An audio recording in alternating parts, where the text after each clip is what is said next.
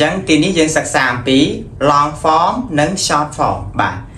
អញ្ចឹងនៅក្នុងទម្រង់បែបនេះគឺយើងប្រើនៅក្នុងអនាគតកាលណាបាទជំរាបសួរបងប្អូនទាំងអស់គ្នាថ្ងៃនេះយើងមកសិក្សាអំពី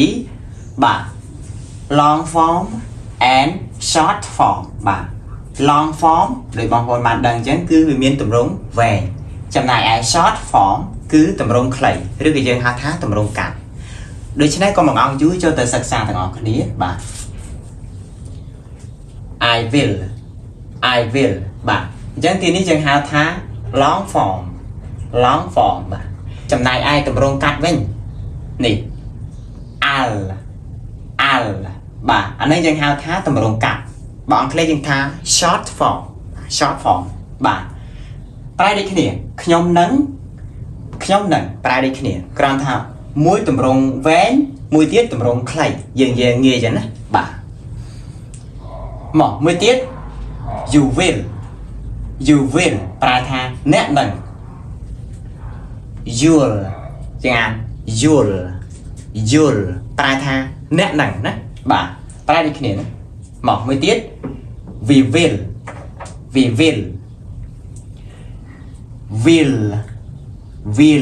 ចឹងអានចឹង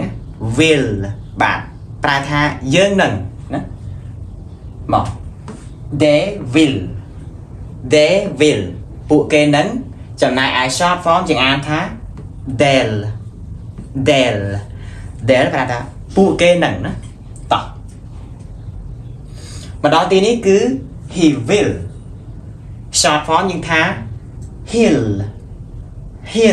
ជាងអានចឹងណា he'll បាទ she will she'll បាទ she'll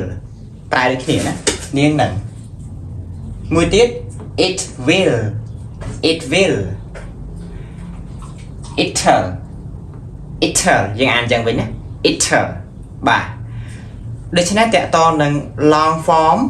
and short form ទីនេះគឺប្រែដូចគ្នា